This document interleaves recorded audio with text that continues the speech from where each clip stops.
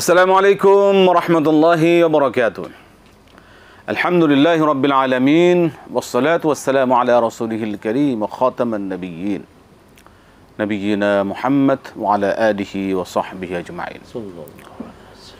সুপ্রিয় দর্শক, পৃথিবীর যে প্রান্ত থেকে আপনারা এই মুহূর্তে এটিএন বাংলা টিভি স্ক্রিনের সামনে আছেন, সকলকে স্বাগত জানাচ্ছি এটিএন বাংলার নিয়মিত আয়োজন ইসলামী সাওয়াল-ও-জবাব সরাসরি।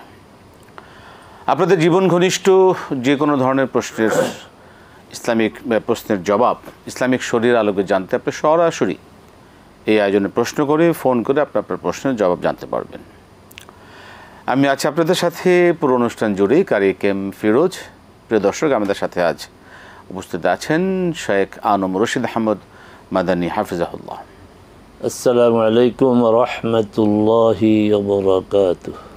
ওয়ালাইকুম সালাম রহমতুল্লাহ বরকাত। আহলান সাহলান শেখ, বারাকাল্লাহু ফিকুম। আপনাকে স্বাগত দর্শকদের সরাসরি আয়োজনে। ইনশাআল্লাহ আজিজ, আমরা দর্শকদের বিষয়গুলো, প্রিয় দর্শক, আমাদেরকে আপনারা একটা বিষয় অবশ্যই মনে করে সহযোগিতা করবেন। যারা আমাদের সাথে এই অনুষ্ঠানে আয়োজনে এখানে প্রশ্ন করার, ফোন করার আপনি সুযোগ পাচ্ছেন, আপনি যে টিভি সেট দেখছেন, যখন কথা বলবেন আপনার টিভি সেটের ভলিউমটা কমিয়ে আপনি কথা বলুন।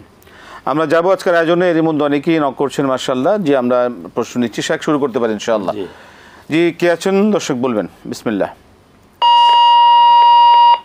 জি, আমরা পরবর্তীতে যাব আরেকজনের কাছে। জি, আসসালামু আলাইকুম। ওয়ালাইকুম আসসালাম। জি, বলবেন কি প্রশ্ন? ওয়ালাইকুম আসসালাম। আমরা শুনি যে রমজান মাসে আমাদের মৃত্যুটা ধান হয় শুক্রবারে। আমাদের এখানে একটা লোক কিছুদিন আগে মারা গেছে, সবসময় নিশায় থাকতো। সে আবার রমজান মাস শুক্রবারেই মারা গেছে। আর আরেক ধরেন সেরকম নামাজ কালামও পড়ে না, সে আবার 27শে রমজানে মারা গেছে। এটা আবার 27শে রমজান, আবার শুক্রবার রমজান মাসে মারা গেল। এটা কি কোনো আছে হাদিসে যে একদিনে মারা গেলে কি গুনাহ হবে না, কি দেয়া হবে না, তার ভালো হবে, এটা হবে নাকি? আর আরেকটা প্রশ্ন। জি, বলবেন। ভুলে গেছি, আচ্ছা, ঠিক আছে, আসসালামু আলাইকুম। আপনি মনে করে করবেন। ধন্যবাদ আপনাকে। আমরা আরেকটা প্রশ্ন নিতে পারি। জি, দর্শক কে আছেন বলুন। আসসালামু আলাইকুম। ওয়ালাইকুম আসসালাম। আমি মগবাজার থেকে মাহবুজা বেগম বলছি। জি, বলুন। হাজিরা হজে গিয়ে মুজদালিফা বা আরাফাতে যোহর আর আসর একাকি করলে কি দুই ওয়াক্ত একসাথে করতে হবে নাকি আলাদা আলাদা করবে? যোহর আসর ওয়াক্ত আসর, এটা হলো প্রশ্ন। মুজদালিফা না আপনার আরাফায়? আরাফাতে তো যোহর আর আসর। হ্যাঁ হ্যাঁ হ্যাঁ, আরাফাতে আরাফাতে আরাফাতে। একাকি করলে কি যোহর আর আসর আলাদা আলাদা করবো নাকি একসাথে করবো? আচ্ছা, জোহর আসর কি একা একা পড়বেন না জামাতে পড়বেন? জামাতে না, একা একা পড়বো। একা একা পড়লে কি দুই ওয়াক্ত একসাথে পড়বো নাকি আলাদা আলাদা? যোহর আসর আসর। ঠিক আছে, ঠিক আছে, ধন্যবাদ। আমরা শুনবো আপনার বিষয়ে আরো প্রশ্ন ইনশাআল্লাহ। যে শেখ, আমরা শুরু করতে পারি ইনশাআল্লাহ। বিসমিল্লাহ। اللهم لك الحمد كما ينبغي لجلال وجهك وعظيم سلطانك، وصلي وسلم على عبدك ورسولك وآله وصحبه ومن تبعهم بإحسان إلى يوم الدين। সময়ের সাথে যে মৃত্যু, জুমা বা রমাদান না, এর সমর্থনে, এর মর্যাদায় কোনো শক্তিশালী দলিল নেই। তবে জায়গার ব্যাপারে আছে যে মদিনাতে মৃত্যু, এটা মর্যাদার। ওমর রাদিয়াল্লাহু তাআলা আনহু আল্লাহর কাছে দোয়া করতে, আল্লাহ শাহাদাতের মৃত্যু দাও এবং তোমার নবীর মদিনায় আমাকে মৃত্যু দাও। তো এই দোয়া কবুল হয়েছে। তিনি মদিনায় মৃত্যুবরণ করেছেন।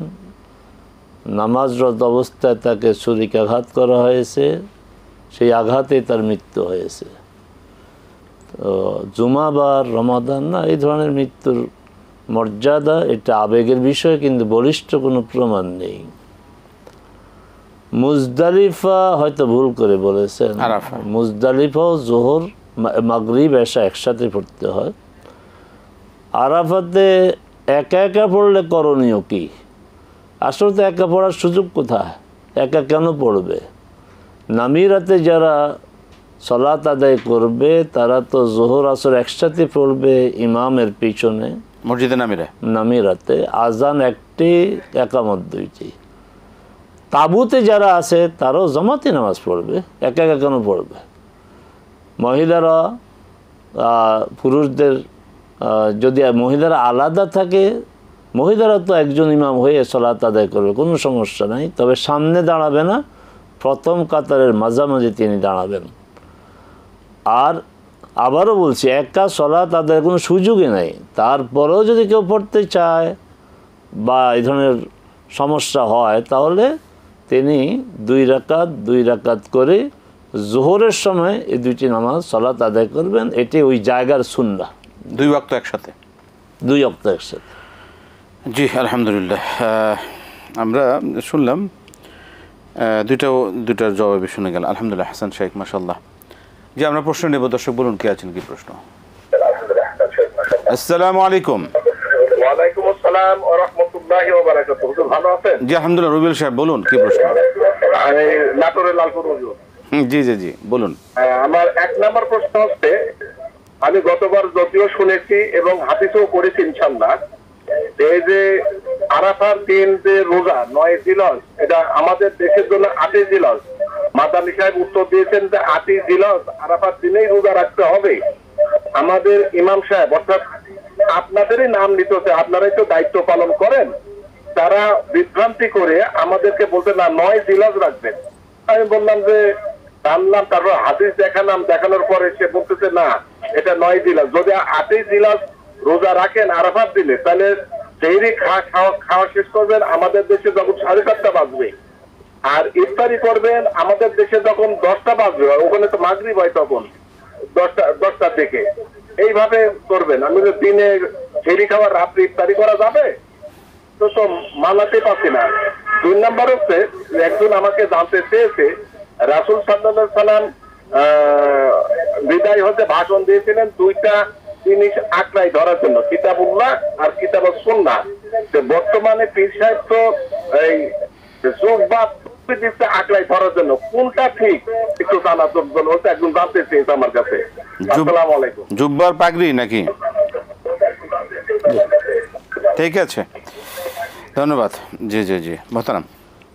জি, ধন্যবাদ আপনাকে সময় উপযোগী প্রশ্ন করার জন্য, কারণ সামনেই তো এই দিন আরাফা দিবস আসছে। বিতর্কে যাবেন না।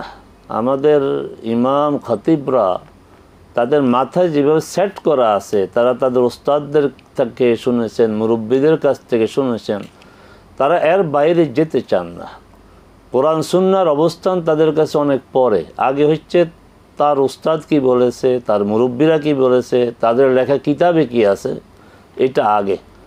আমরা এই আজকের লাইভের আগে 2 জন কথা বলছিলাম যে সাহাবে কেরামের চরিত্র ছিল, তাদের বৈশিষ্ট্য ছিল, তারা প্রথম দেখতো কোরআন কি বলে, কিতাবুল্লাহ, তারপরে তারা দেখতো যে সুন্নাহ কি বলে, রাসূল কি বলেন। এটা ছিল তাদের প্র্যাকটিস। আমাদের ইমামদেরও প্র্যাকটিস তাই, যে তারা কোনো বিষয়ে তাদেরকে প্রশ্ন করা হলে তারা আগে কোরআন দেখত, কোরআনে না পেলে তারা সুন্নাহ, তারপরে তারা ইজতিহাদ করতো, গবেষণা করতো। কিন্তু আমাদের আলেমদের চিত্র তার সম্পূর্ণ উল্টা। আমি এখানে 8 তারিখ বলি নাই, 9 তারিখ বলি নাই, এখানে আপনার একটু ভুল হয়েছে। আমরা আগাগোড়ে বলবো ইয়াউম আরাফা, রাইট। আমরা 8, 9 আমরা এটা বলবো না। পৃথিবীতে তো আরাফাত ময়দান জায়গায় জায়গা না একটা, আর আরাফাত ময়দানেই হাজির অবস্থান করেন। ওই দিনকে সর্বোত্তম দিন বলা হয়েছে। ওই দিনের দোয়াকে বলা হয়েছে খাইরুদ দোয়া দোয়া ইয়াউম আরাফা।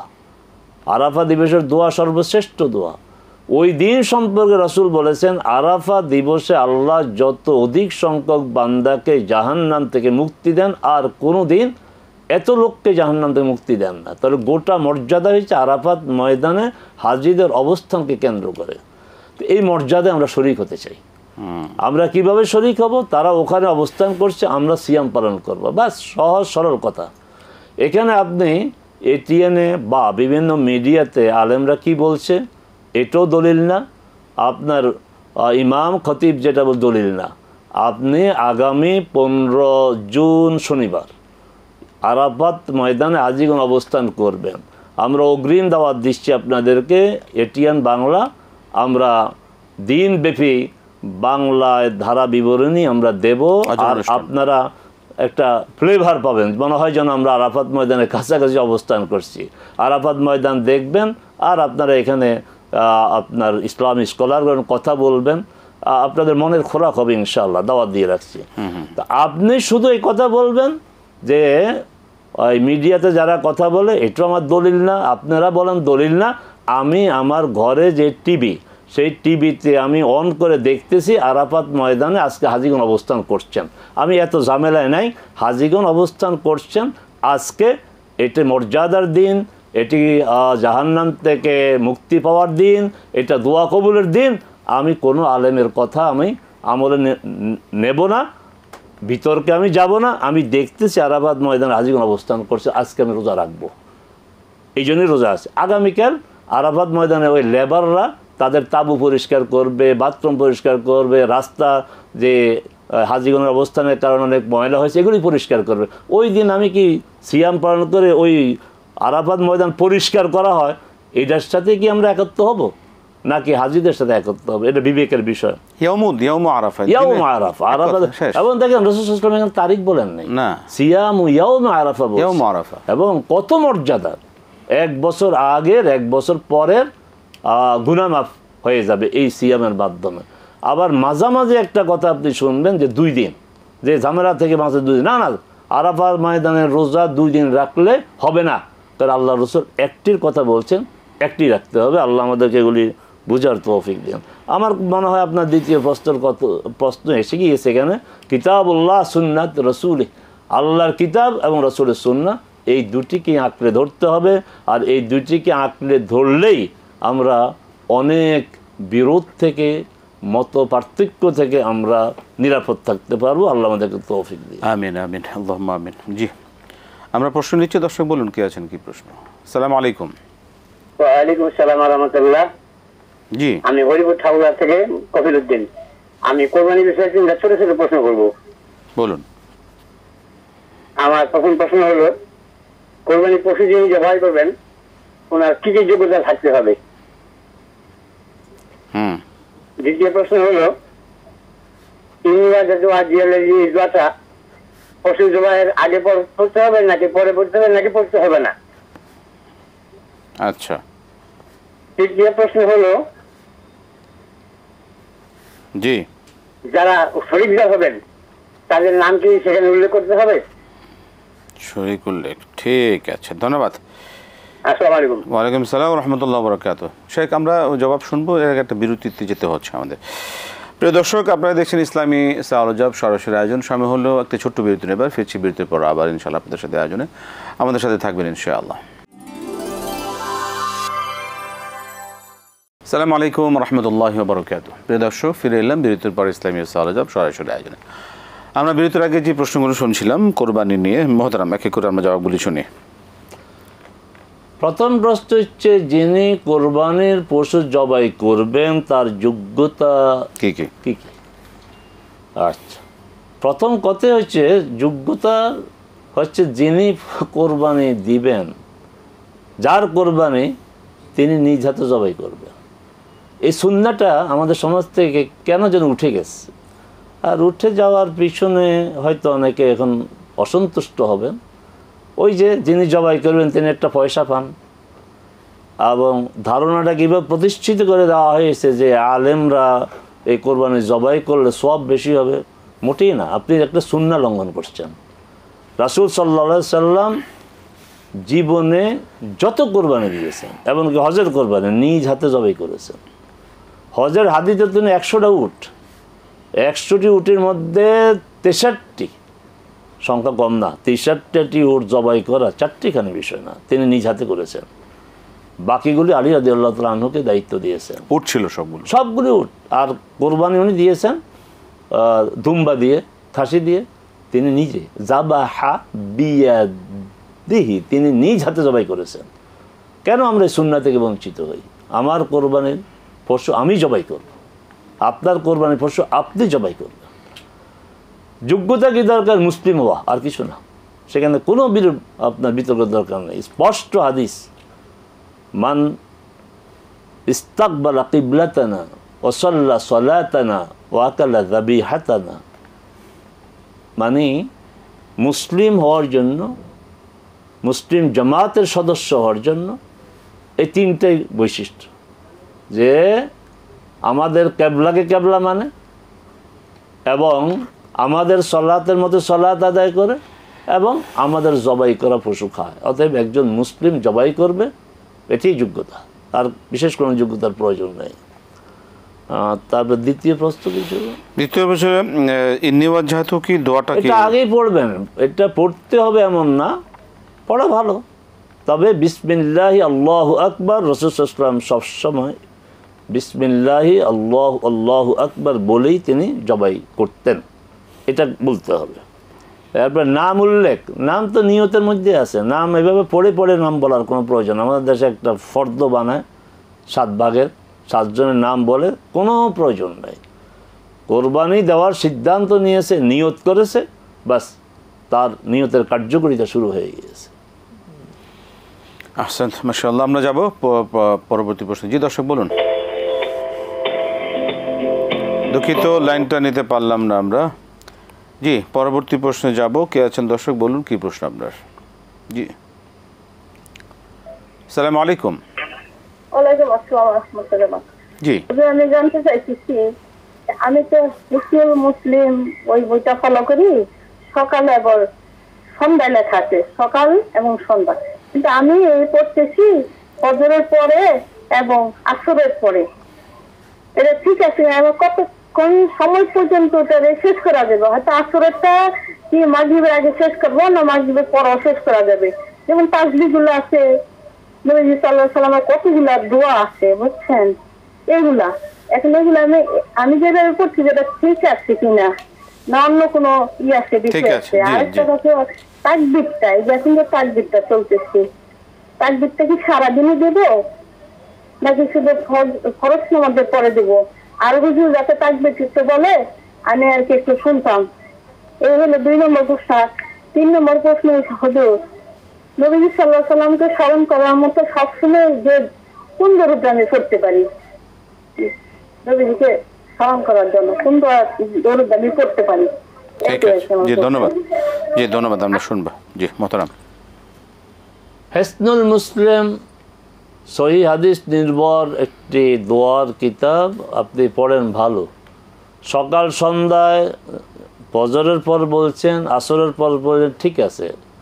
শেষ সময় হচ্ছে ফজরের পরে যা পড়বেন সেটা সূর্য উদয়ের আগেই শেষ করতে হবে, আর আসরের পরে পড়বেন সেটা সূর্য অস্ত যাওয়ার আগেই পড়তে হবে। কোরআন মাজিদে সন্ধ্যার যেটা বলা হয়েছে 2টি আয়াত, সূরা তাহা, সূরা কাফ, ওয়াসাব্বিহ বিহামদি রাব্বিকা ক্বাবলা তুলুইশ শামসি ওয়া ক্বাবলাল গুরুব।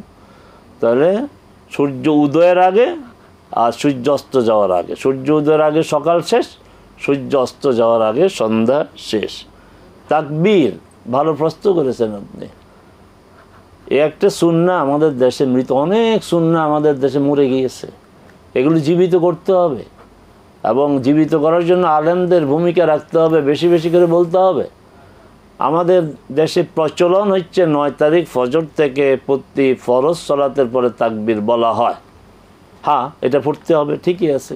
ফজর 9 তারিখের ফজর থেকে 13 তারিখের আসর পর্যন্ত এটা বিশেষ তাকবীর। তবে জিলহজ মাসের চাঁদ উদয় হওয়ার পর থেকেই তাকবীর বলতে হয়, সুন্নাহ।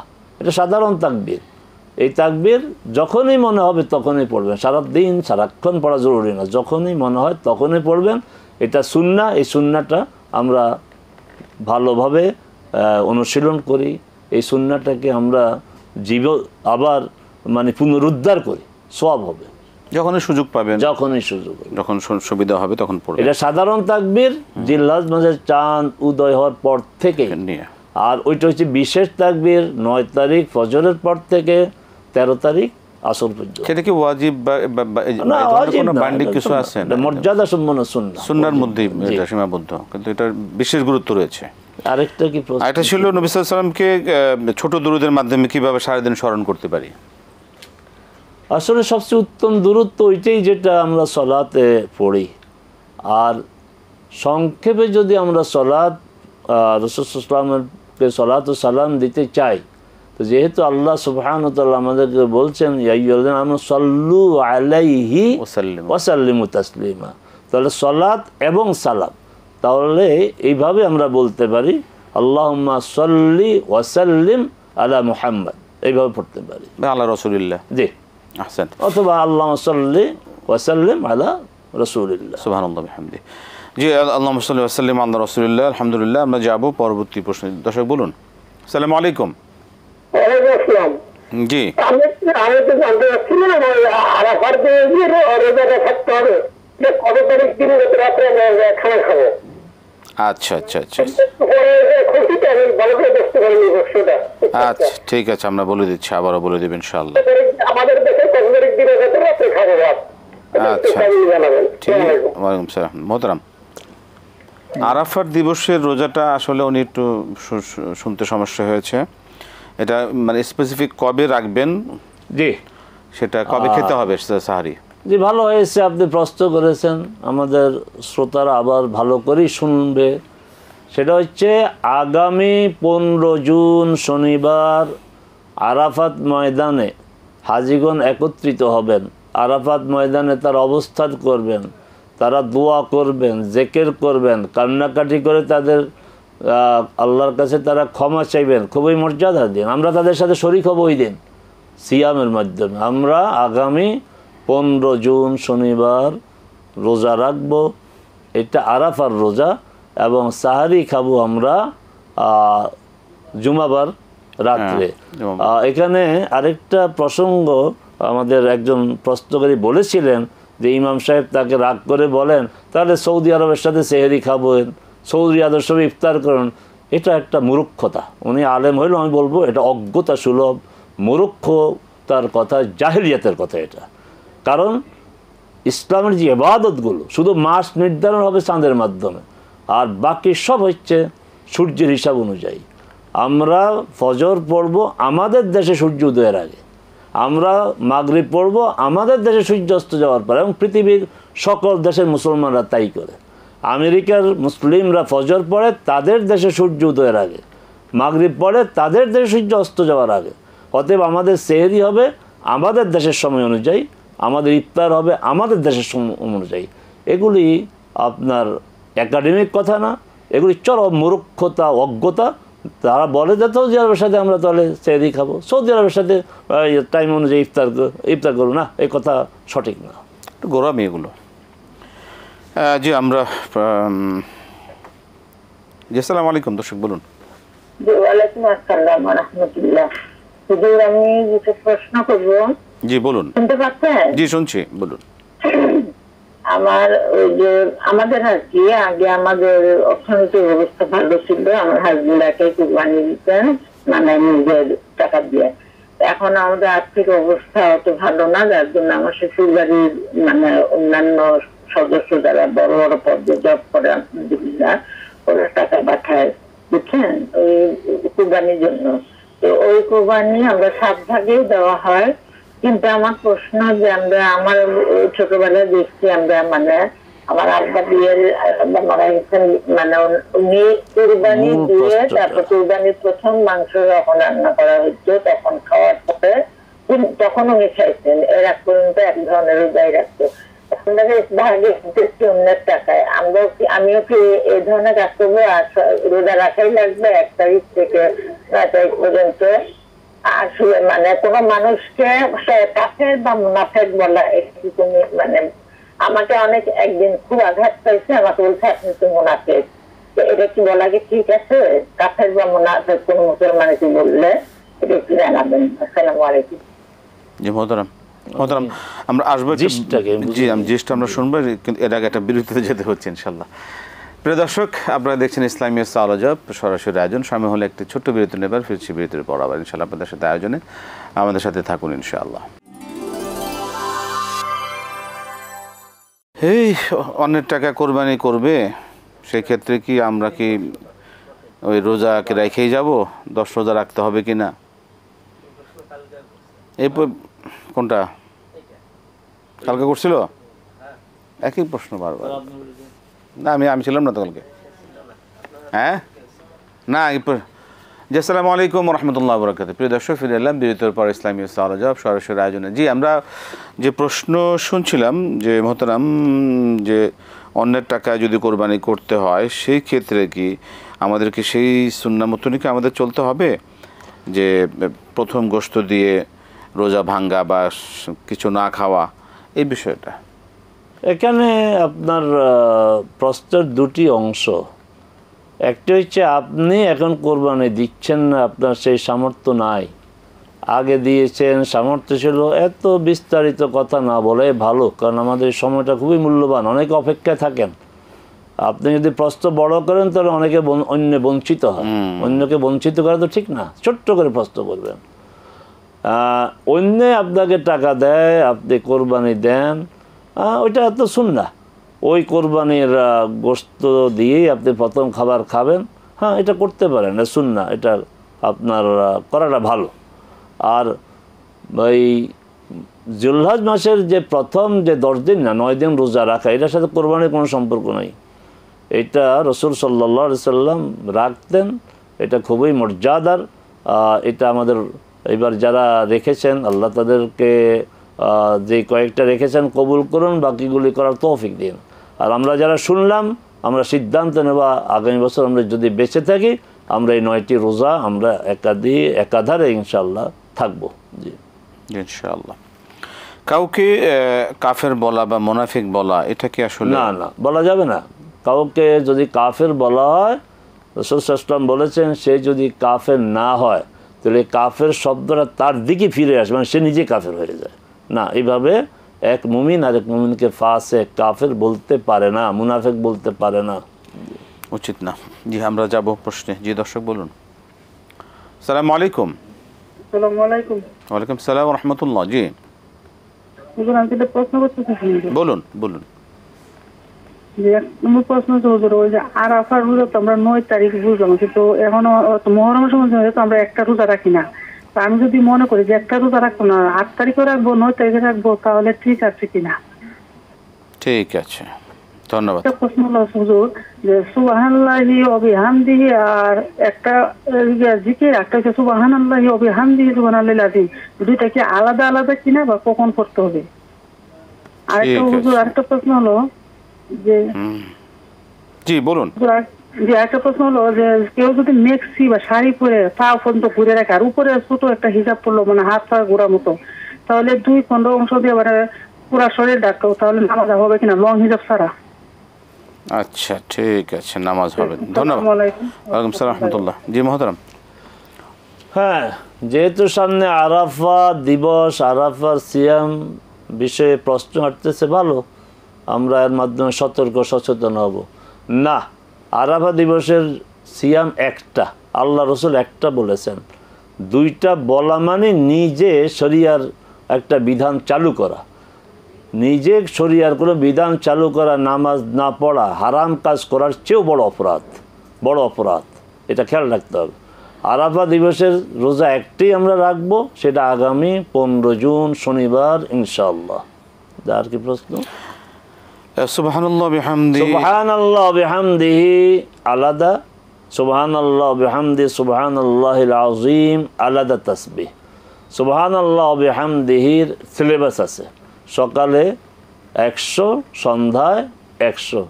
আল্লাহ সুবহানাহু ওয়া তাআলা গুনাহ মাফ করে দিবেন সমুদ্রের ফেনা সমান হলেও, তাহলে সিলেবাস আছে 100। আর সুবহানাল্লাহ বিহামদি সুবহানাল্লাহিল আযীম, রাসূল সাল্লাল্লাহু আলাইহি ওয়াসাল্লাম বলছেন, কালিমাতানে খাফিফাতান আলাল লিসান হাবিবাতান ইলার রহমান সাকিলাতান আলাল মিজান, কত বড় মর্যাদার। বুখারীর সর্বশেষ হাদিস, সহিহ বুখারীর, যে দুটি বাক্য উচ্চারণে খুব সহজ, আল্লাহর কাছে খুব প্রিয়, এবং আমলের যে ওজন হবে সেই ওজনে এটা খুব ভারী হবে। সেটা সুবহানাল্লাহ বিহামদিহি সুবহানাল্লাহিল আযীম। এর কোনো নির্দিষ্ট সিলেবাস নাই, যখন আপনার মনে আসবে তখনই পড়বেন, কোনো সংখ্যা নাই, কোনো বার নাই, কোনো সময় নাই। কিন্তু সুবহানাল্লাহ বিহামদিহির সময় আছে, সকালে 100, সন্ধ্যায় 100। মাশাআল্লাহ। পরবর্তী হচ্ছে যে মহিলাদের মেক্সি শাড়ি। জি জি, এটা মূল কথা হচ্ছে মেক্সি শাড়ি, লং হিজাব কিছুই না। মূল বিষয় হচ্ছে আপনি আপনাকে ঢাকবেন। শুধু আপনার সলাতে মুখটা খোলা থাকবে, হাতের 2 তালু খোলা থাকবে। পায়ের ব্যাপারে মতো পার্থক্য, কেউ বলছে পা খোলা থাকলেও চলবে, আর কেউ বলছেন পা ঢাকতে হবে। তো আমরা সতর্কতার জন্য পা ঢেকে রাখি।